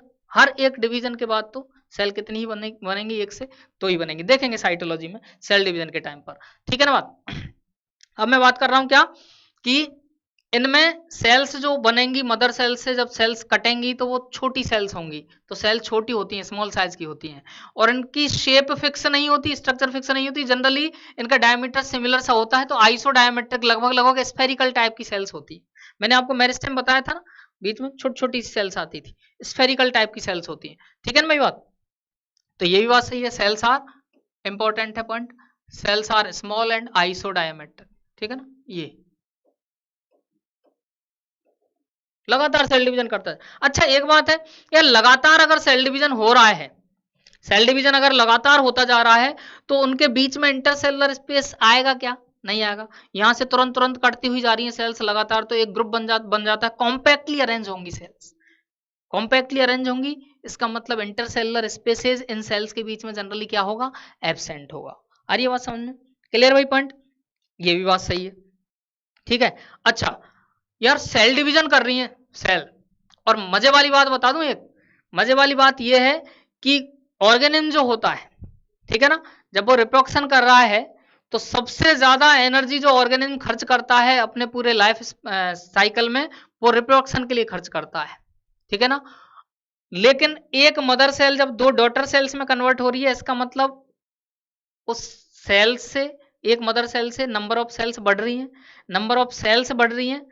ठीक है ना, नंबर ऑफ सेल्स बढ़ रही हैं। अगर मैं इस एक सेल का ऑर्गेनिज्म मान लूं, यूनिसेलुलर ऑर्गेनिज्म भी होते हैं, एक सेल का ऑर्गेनिज्म, अमीबा एक सेल का ऑर्गेनिज्म है, समझ रहे हो तो। अब एक सेल का ऑर्गेनिज्म है, वो वास्तव में अगर डिवीजन कर रहा है तो उसमें तो नंबर ऑफ प्रोजेनी भी तो बन गई, नंबर ऑफ ऑर्गेनिज्म भी बढ़ रहे हैं। इसका मतलब यार सेल, किसी एक सेल के लिए तो उसका सेल डिवीजन जो होता है खुद अपने आप में रिप्रोडक्शन ही तो है। तो फॉर यूनिसेलुलर ऑर्गेनिज्म और for a single cell, cell division itself a mode of reproduction. तो यहां पे भी एनर्जी खर्च होगी, यहां पे भी बहुत ज्यादा सिस्टमेटिक, एक के बाद एक हाईली कोऑर्डिनेटेड इवेंट्स चलेंगी, जिसके थ्रू फाइनली एक मदर सेल 2 डॉटर सेल्स में कन्वर्ट होगी, क्योंकि उसको इक्वल अमाउंट में उसको डीएनए भी देना होता है, इक्वल अमाउंट में जेनेटिक मटेरियल भी प्रोवाइड करवाना होता है, सेल ऑर्गेनेल्स को भी डिस्ट्रीब्यूट करना होता है। कितनी हाईली कोऑर्डिनेटेड इवेंट्स चल रही होंगी, तो उन हाईली कोऑर्डिनेटेड इवेंट्स को वास्तव में कंट्रोल करने के लिए मजबूत सा एक लार्ज कॉन्स्पिक्यूअस, जो बिल्कुल क्लियर होता है, स्पष्ट न्यूक्लियस मिलता है, लार्ज और कॉन्स्पिक्यूअस न्यूक्लियस मिलता है, मिलना ही चाहिए। कंट्रोल बहुत जबरदस्त वाला होना चाहिए यहाँ पे, तो समझ रहे हो तो। अच्छा दूसरा पॉइंट और कि इतनी सारी जब एक सेल 2 सेल में कन्वर्ट हो रही है, तो इतनी सारी जब इवेंट्स हो रही हैं, इसका मतलब ढेर सारी स्ट्रक्चर्स बनानी पड़ती होंगी, ढेर सारे रॉ मटेरियल्स तैयार करने पड़ते होंगे। ठीक है ना बात, तब उनको ऑर्गेनाइज किया जाता होगा, चाहे वो स्पिंडल फाइबर्स की फॉर्म हो, चाहे वो क्रोमेटिन से क्रोमोसोम्स बन रहे हो। ठीक है ना, ऑर्गेनेल्स जो हैं उनको भी, उनकी भी संख्या बढ़ानी है अपन को। ठीक, तो इतनी सारी घटनाएं चल रही होंगी, इसका मतलब सेल्स इस केस में हाईली मेटाबॉलिकली एक्टिव चल रही होगी। इवन मैं अगर ये बोल दूं कि डिवीजन के टाइम पर वास्तव में सेल मोस्ट एक्टिव फॉर्म में रहती है, तो भी कोई अतिशयोक्ति नहीं होगी, मोस्ट एक्टिव रहती है। ठीक है ना, और वास्तव में अगर सेल मोस्ट एक्टिव चल रही है, तो cell most active metabolically most active cell अगर चल रही है, हाईली एक्टिव सेल चल रही है, तो उसमें कभी भी फूड, जो भी फूड होगा तुरंत ही यूटिलाइज होगा, क्योंकि एनर्जी तो फूड से ही आएगी, तो फूड को यूटिलाइज जल्दी जल्दी किया जा रहा होगा। इसका मतलब उनमें कभी भी स्टोर नहीं किया जाएगा फूड, क्योंकि फूड स्टोरेज का कॉन्सेप्ट सीधा सा है भाई, जब बचेगा तो स्टोर करेंगे, बचेगा तो स्टोर करेंगे। स्टोर अपन सेविंग कब करते हैं? पैसों की सेविंग तभी तो करते हैं जब अपनी एक्चुअल जो बेसिक नीड्स हैं जब वो पूरी हो जाती हैं अपनी डेली लाइफ की, ठीक है ना। अब अगर तब भी एक्स्ट्रा बचता है तब उसकी सेविंग की जाती है, ठीक है ना। सेल का भी यही फंडा है भाई, जब उसको जितनी जरूरत है उस जरूरत ही इतनी होती है कि पूरा यूटिलाइज हो जाता है तो बचाएगी कहां से? तो फूड स्टोर नहीं होगा इन सेल्स में, सिंपल सा फंडा है। फूड स्टोर होना चाहिए क्या? नहीं होना चाहिए। तो एक दो पॉइंट ये भी हैं, पहले उनको देख लो। तो cells are metabolically highly most active, hence food storage is absent in them. कोई दिक्कत है क्या? कॉन्सेप्चुअल उठाओ पॉइंट को, ये भी हो चुका है। They are compactly arrange without intercellular space, intercellular space नहीं मिलेंगे, ठीक है ना बात।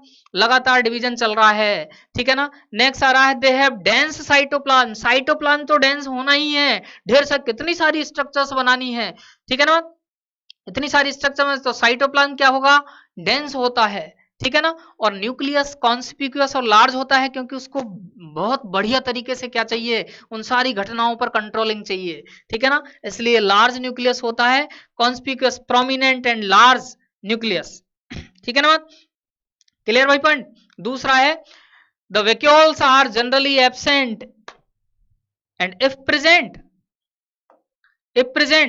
Then small. वैक्यूल्स एब्सेंट होती, ये पता है। जैसे ही सेल मैच्योर होगी, प्लांट सेल, उसमें एक large central vacuole, sap vacuole develop हो जाती है बच्चों।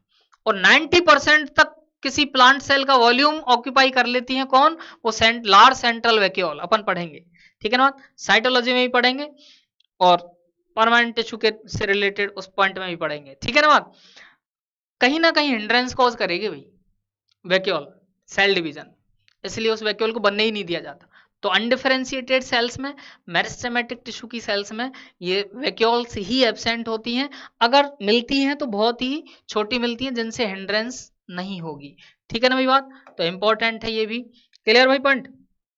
और देखो जरा, ये डायग्राम दे रखा है, लगातार सेल सेल में देखो सेल डिवीजन चल रहे हैं, अलग अलग स्टेजेस की सेल्स बता रखी हैं, कॉम्पैक्टली अरेंज है सेल्स, अलग अलग स्टेजेस। देखो यहाँ पे क्रोमोसोम्स क्या हो रहे हैं? सेपरेट, सेग्रीगेशन चल रहा है क्रोमोसोम्स का, ये माहौल बनाने लग रहा है अगले सेल डिवीजन के लिए, ठीक है ना। ये वास्तव में वापस ये देखो, ये बीच बीच में इकट्ठे होते हुए दिखाई देते हैं यहाँ पे। तो मेटाफेज चल रही है किसी में प्रोफेज चल रही है किसी में, सेल डिवीजन की अलग अलग स्टेजेस सेल्स में चल रही। समझ में आ रही बात? Clear point. एक टिश्यू में ऐसा थोड़ी है कि सारी सेल्स में सेम सिमिलर स्टेज चलेंगी एक पर्टिकुलर टाइम पर ना, अलग अलग तरीके से, ठीक है ना। हाँ, डिवीजन जरूर होगा उनमें सब में। क्लियर भाई पॉइंट। उसके बाद में और भी दूसरी जो वो है फीचर्स, वो देख लो जरा कैरेक्टरिस्टिक फीचर में। ये जो ऑर्गेनेल्स होते हैं इनमें, ऑर्गेनेल जनरली लेस डेवलप्ड होते हैं ज्यादातर, जैसे माइटोकॉन्ड्रिया लेस डेवलप्ड होगा, एंडोप्लाज्मिक रेटिकुलम पुअर डेवलप्ड होगी, ठीक है ना, वही लेस डेवलप्ड, ठीक है ना। और अब कंडीशन क्या है कि प्रोटीन कैसे बनेगी भाई? आरईआर पर बनती है प्रोटीन तो, लेकिन आरईआर पे, एंडोप्लाज्मिक रेटिकुलम पे प्रोटीन नहीं बनती, आरईआर पे भी कौन बैठा है? रफ। एंडोप्लाज्मिक रेटिकुलम का मतलब रफ क्यों है?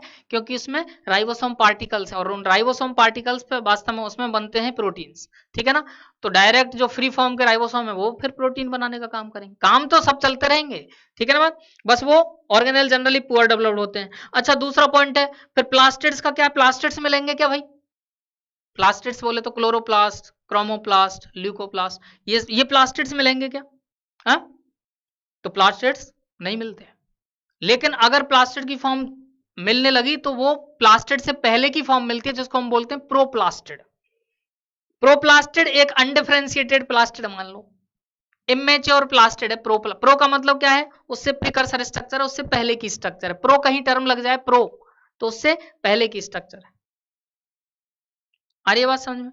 ठीक है, तो इसका मतलब क्या है कि प्रोप्लास्टिड्स मिलेंगे। प्लास्टिड्स जनरली एब्सेंट होते हैं लेकिन अगर मिलेंगे तो प्रोप्लास्टिड्स मिलेंगे। इसका मतलब है कि वो अनडिफरेंशिएटेड प्लास्टिड है। जैसे ही सेल डिफरेंशिएट होगी, जैसे ही सेल मैच्योर होगी, वो प्लास्टिड भी, प्रोप्लास्टिड्स भी मैच्योर होंगे और वो प्लास्टिड में कन्वर्ट हो जाएंगे, वो भी डिफरेंशिएट हो जाएंगे। तभी तो फंक्शन आएगा। अरे तभी तो फंक्शन आएगा कि वो फोटोसिंथेसिस चालू हो जाएगा उसमें। अगर प्लास्टिक डेवलप, मतलब क्लोरोप्लास्ट अगर बन गया तो, क्रोमोप्लास्ट बन गया तो फिर कलर देने लग जाएंगे, अगर ल्यूकोप्लास्ट बन गया तो फूड स्टोर करेंगे पर्टिकुलर टाइप का। आ रही है बात समझ में? तो ये सब सिस्टम आगे बढ़ते हैं, ठीक। तो एक एक करके चलो, इनको भी देखो। Endoplasmic reticulum and mitochondria poor developed. Next condition इधर प्लास्टिड्स एब्सेंट है, plastids are absent if present then in proplastid stage. Proplastid क्या है, लिख देता हूं मैं, प्रो का मतलब प्रिकर्सर और प्लास्टिड, समझ रहा, तो प्रिकर्सर स्ट्रक्चर है प्लास्टिड की, बाद में प्लास्टिड में कन्वर्ट होगा, कोई दिक्कत है भाई। Next, metabolically most active cells बता दी हैं, पहले ही हो चुका है पॉइंट, और ये सेल्स ही मेरिस्टेमेटिक सेल्स हैं जिनमें सेल डिवीजन लगातार चल रहा है। लेकिन जब सेल डिवीजन लगातार चल रहा है तो ये पर्टिकुलर किसी सर्टेन कंडीशंस में किसी स्टेज पर ये तय करेंगी कि अब भाई सेल डिवीजन नहीं करना है, तब इनकी स्ट्रक्चर फिक्स होगी, तब इनका फंक्शन फिक्स होगा, और सेल साइकिल सस्पेंड होगा वास्तव में, और वो सेल जो होती है वो अपने जीवन से एग्जिट हो गई, सेल साइकिल से एग्जिट नहीं हो रही, जीवन फेज में जब चलती है, जीवन से एग्जिट होके एक पर्टिकुलर क्विसेंट फेज में एंट्री ले लेती है, और वहां पे उसके सेल डिवीजन को या सेल साइकिल को अरेस्ट कर लिया जाता है, सेल साइकिल को सस्पेंड कर दिया जाता है, ठीक है ना।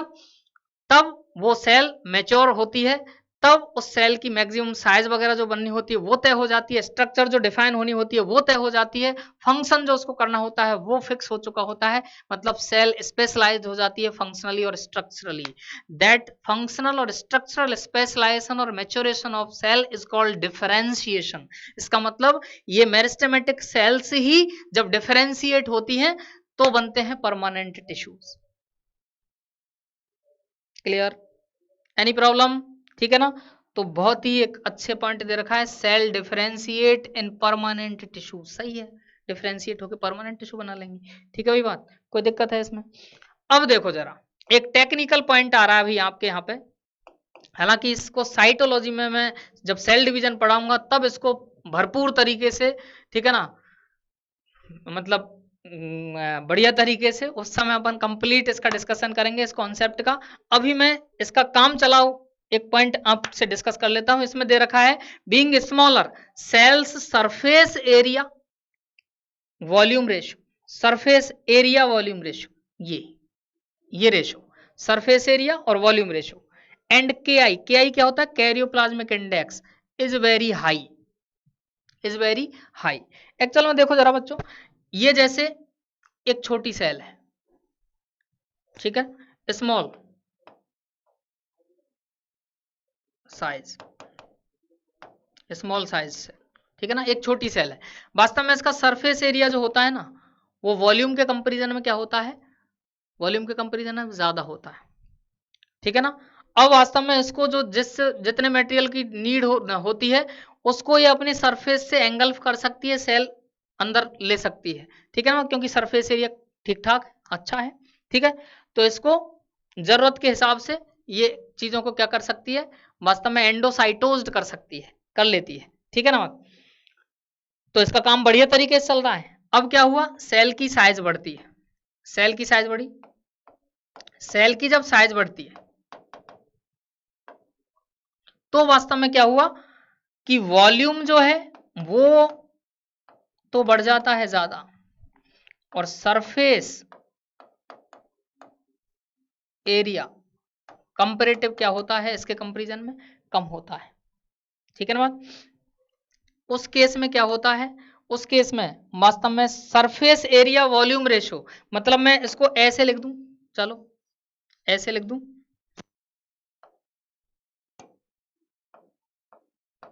Surface area upon volume. तो मेरे को एक बात बताओ, जब सेल की साइज बढ़ेगी तो उसका वॉल्यूम क्या होगा, ज्यादा होगा, इस केस में उसका वॉल्यूम क्या होगा, ज्यादा होगा, वॉल्यूम ज्यादा होगा, लेकिन सरफेस एरिया क्या पड़ेगा, कम, तो सरफेस एरिया वॉल्यूम रेशो क्या पड़ गया, अल्टीमेटली कम पड़ गया। इस केस में क्या हुआ, इस केस में जितनी जरूरत होगी उतना ये एंडोसाइटोज मटेरियल को नहीं कर पाती है, ठीक है ना बात। इसका मतलब उसका मामला डिस्टर्ब होने लगता है, समझ रहे हो, उसकी जो नीड्स है वो पूरी नहीं होने लगती, हालत खराब, ठीक है ना। तो क्या करें, हाँ, तो डिवीजन करके छोटा कर दो मामले को, आ रहा है समझ में, सेल डिवीजन का रीजन। दूसरा सबसे इंपॉर्टेंट कॉन्सेप्ट जो सेल डिवीजन क्यों होता है, ये सेल डिवीजन क्यों जरूरत पड़ जाती है कि एक मदर सेल वास्तव में दो डॉटर सेल्स में डिवाइड हो जाती है, क्या जरूरत पड़ गई ऐसी, ठीक है ना। तो जरूरत पड़ी, कैसे जरूरत पड़ी वो सुनो जरा। तो मैं बात कर रहा हूं इस केस में, अगर मैं बात करूं तो यहाँ पे कैरियोप्लाज्मिक इंडेक्स, जिसको हम KI बोलते हैं ना बच्चों, KI, उसको बोलते हैं, ये होता है एक्चुअल में volume of nucleus, volume of nucleus upon volume of cytoplasm. ठीक है ना बात। अब मेरे को एक बात बताओ, अगर बड़ी सेल्स है, बड़ी सेल अगर है तो बड़ी सेल है, इसका मतलब साइटोप्लाज्म का वॉल्यूम क्या होगा, बढ़ेगा। लेकिन न्यूक्लियस का वॉल्यूम इतना ज्यादा नहीं बढ़ता है, न्यूक्लियस का वॉल्यूम इतना ज्यादा नहीं बढ़ता है। तो ओवरऑल जब साइटोप्लाज्म का वॉल्यूम बढ़ेगा तो KI क्या पड़ेगा भाई, KI कम पड़ेगा, KI कम पड़ेगा। ये KI एक्चुअल में वास्तव में सेल्स की डिफरेंट साइटोप्लाज्मिक एक्टिविटीज के ऊपर न्यूक्लियस के कंट्रोल को रिप्रेजेंट करता है।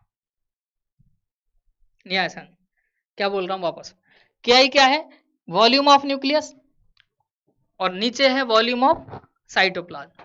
अब अगर सेल की साइज बढ़ती है तो साइटोप्लाज्म का वॉल्यूम तो बढ़ गया ना, और साइटोप्लाज्म का वॉल्यूम बढ़ गया, इसका मतलब नीचे की वैल्यू बढ़ा दी, नीचे की वैल्यू बढ़ा दी, तो KI क्या पड़ गया, कम। KI क्या है, कैरियोप्लाज्मिक इंडेक्स क्या है, ये वास्तव में सेल की डिफरेंट साइटोप्लाज्मिक एक्टिविटीज के ऊपर न्यूक्लियस के कंट्रोल को रिप्रेजेंट करने वाला एक मापक है, समझ रहे को, एक पद है। ठीक है ना बात। इसका मतलब है कि सेल की अगर साइज बढ़ती है तो KI बढ़ता है, KI कम होता है, और KI अगर कम है इसका मतलब है उस सेल की एक्टिविटीज के ऊपर न्यूक्लियस का कंट्रोल कमजोर पड़ गया। KI कम होने का मतलब ये है यार, कंट्रोल कमजोर पड़ जाएगा जब तो गड़बड़ जाए, तो कंट्रोल कमजोर पड़ गया, इसलिए इस न्यूक्लियस के सेल के ऊपर बेटर कंट्रोल को रीएस्टैब्लिश करने के लिए सेल को मजबूरी में डिवीजन करना पड़ता है, और एक मदर सेल जो लार्ज साइज की थी वो दो छोटी छोटी डॉटर सेल्स में डिवाइड हो जाती है। इसका मतलब बता दो मेरे को, मदर सेल का KI ज्यादा होगा कि कम होगा डॉटर सेल से, मदर सेल का KI ज्यादा होगा कि कम होगा, कम होगा, तो ही तो कंट्रोल कम है, न्यूक्लियस का बेटर कंट्रोल नहीं है, इसलिए सेल डिवीजन की तो डॉटर सेल्स हो गई छोटी, तो छोटी सेल्स का जो KI होगा वो क्या होगा, ज्यादा होगा। समझ रहे हो बात को, सही है क्या बात, सही है भाई बात, ठीक है ना, समझ में आ गई बात। दोनों कॉन्सेप्ट क्लियर है, और सेल डिवीजन में बहुत बढ़िया दमदारी से और कवर करेंगे इसको, टेक्निकल लेवल पे भी देखेंगे वहां पे तरीके से, ठीक है ना। तो वास्तव में सेल की अगर साइज बढ़ती है तो cell surface area volume ratio भी क्या पड़ जाता है भाई, कम पड़ जाता है, और KI भी कम पड़ जाता है। ठीक है ना बात। अच्छा ये क्या है, बीइंग स्मॉल, हाँ सही है ना बात। तो वो तो लार्ज साइज के केस में, अब लेकिन मेरिस्टेमेटिक सेल्स हैं वो तो लगातार डिवीजन करती है, लगातार डिवीजन करती जा रही हैं, तो डॉटर सेल जो छोटी छोटी सी हैं, उन छोटी छोटी डॉटर सेल का KI और सरफेस वॉल्यूम रेशो तो क्या होना है, वो तो हाई होगा कि नहीं होगा, तो वो हाई होता है। आ रही है बात समझ में, वो क्या होता है, हाई होता है। ठीक है ना बात, क्लियर। तो साइज ऑफ सेल अगर बढ़ेगा तो KI क्या होगा, कम होगा, तो सरफेस अपॉन वॉल्यूम रेशो भी क्या होगा, ओवरऑल कम होगा। समझ रहे हो बात को, क्लियर पॉइंट। इन दोनों ही कंडीशंस में control of nucleus on cell क्या पड़ेगा, कमजोर पड़ेगा, और इस कमजोर कंट्रोल को रीएस्टैब्लिश बेटर कंट्रोल में कन्वर्ट करने के लिए सेल को डिवीजन करना पड़ता है मजबूरी, देखेंगे। ठीक है ना भाई बात, यहां तक क्लियर है, कॉन्सेप्ट क्लियर है। लेकिन मेरे को यहाँ पे वही तुम लिख लेना, क्योंकि यहाँ पे एक लैंग्वेज और आएगी, उसको मेरे को कवर करना है। ठीक है, एक लाइन है जरा देखो, इसको मैं यहाँ पे से हटाना पड़ेगा मेरे को, इस वाले पार्ट को।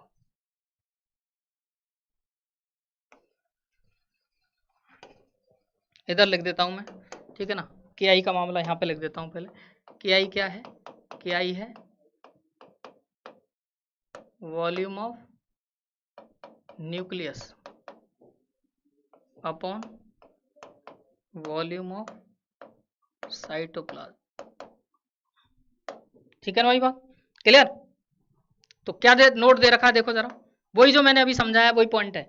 ए mother cell which has to be divide, जिसको डिवीजन करना है, has low KI, low KI मतलब कंट्रोल न्यूक्लियस का क्या है, कम है, which divide to produce daughter cells जो स्मॉल साइज की होंगी with high KI, with high KI बोले तो विद बेटर न्यूक्लियर कंट्रोल।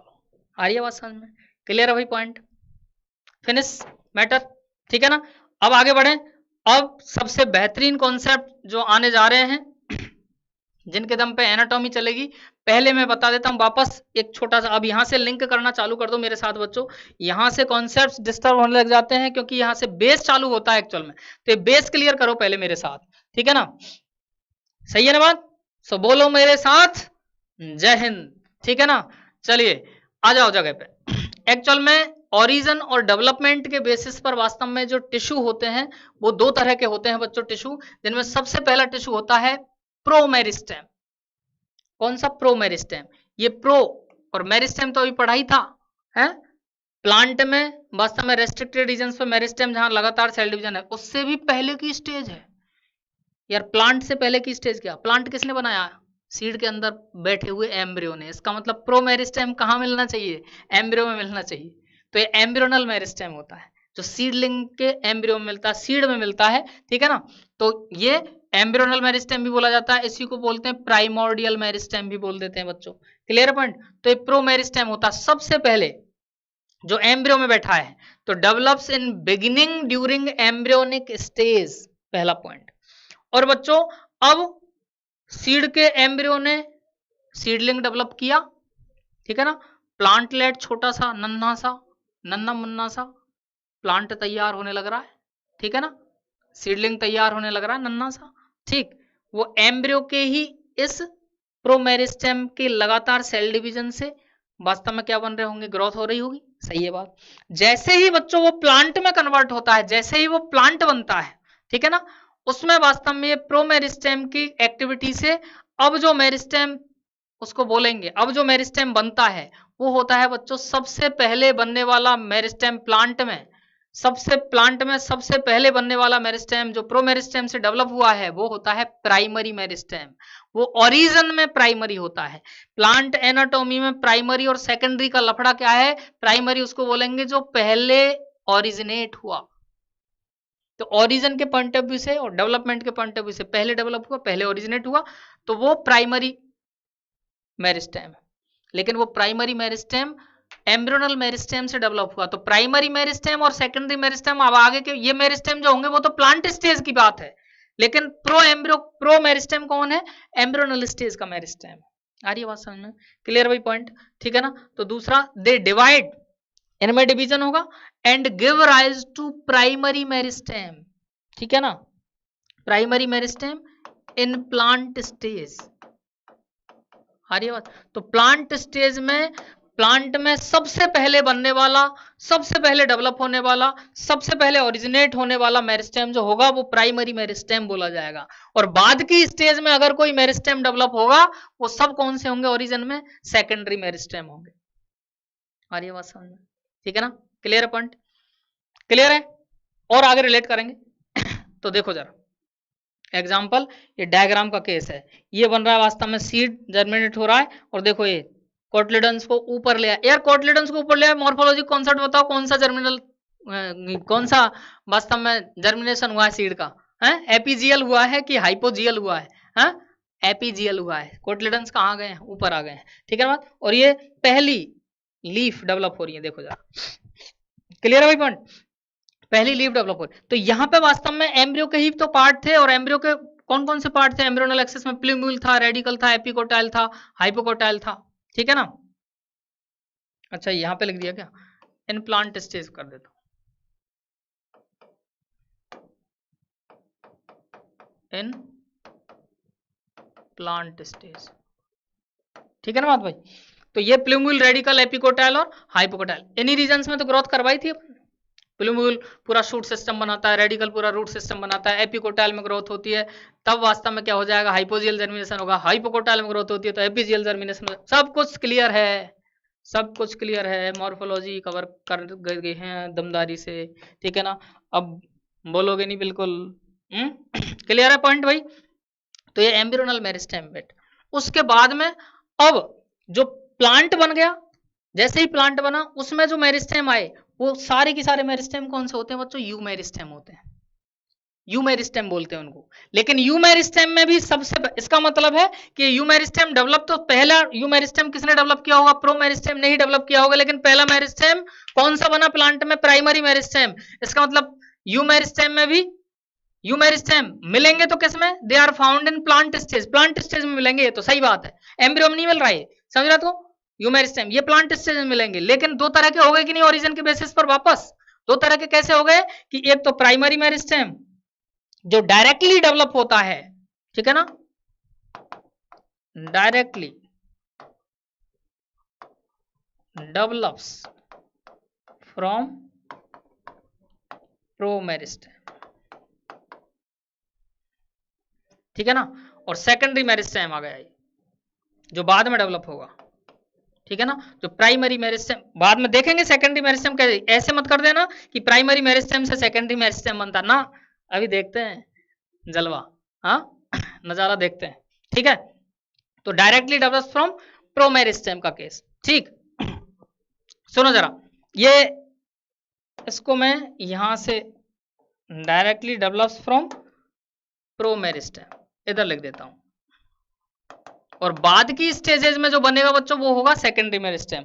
अब देखो जरा, मैंने पूरी कहानी यहां पे बताई है। इसका मतलब सीक्वेंस क्या चल रही है कि एम्ब्रियो में प्रोमेरिस्टेम मिला, एम्ब्रियो में मिला प्रोमेरिस्टेम, ठीक है ना बात। प्रोमेरिस्टेम से यूमेरिस्टेम डेवलप होते हैं, उनमें भी सबसे पहले यूमेरिस्टेम कौन सा डेवलप होगा? जो प्लांट स्टेज में आएगा वो प्राइमरी मेरिस्टेम होगा। आ रही है बात समझ में? और बाद की स्टेजेस में कोई मेरिस्टेम अगर बनेगा वो सेकेंडरी मेरिस्टेम होगा। ओरिजिन में वो कैसा होगा बच्चों? सेकेंडरी होगा। सही है बात, ओरिजिन में वो सेकेंडरी होगा, ठीक है ना। तो टाइम थोड़ा सा हो गया है, तो मेरे को एक स्लाइड थोड़ी कम रखनी पड़ेगी, नहीं तो ज्यादा लंबा खिंच जाएगा मामला ठीक है। तो ये बात समझ में आ गई कि अच्छे से ये बात क्लियर कट समझ में आ गई? कौन कौन सा सीक्वेंस क्या बनाऊं? सीक्वेंस बनाता हूं प्राइमोर्डियल मेरिस्टेम या प्रो मेरिस्टेम, प्रो मेरिस्टेम, फिर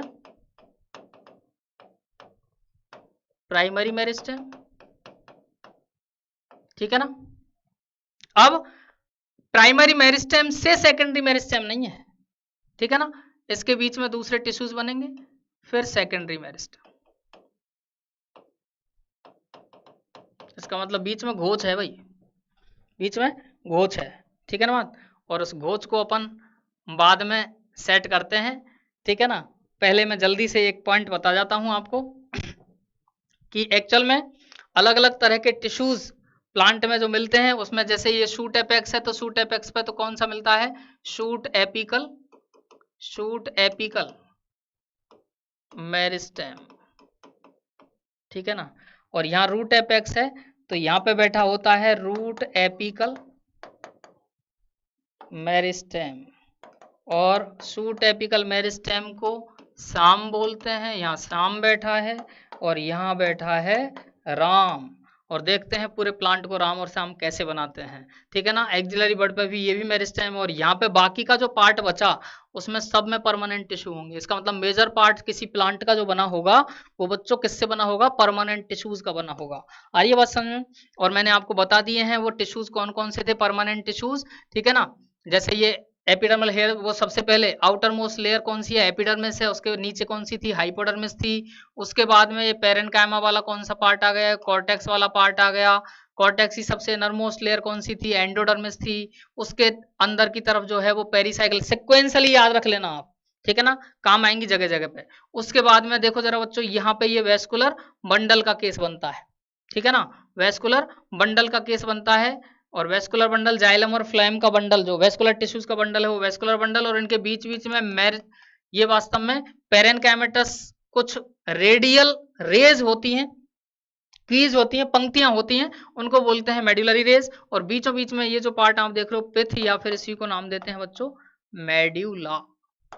क्या बोलते हैं इसको? मेड्यूला बोलते हैं। कोई दिक्कत है? Any problem?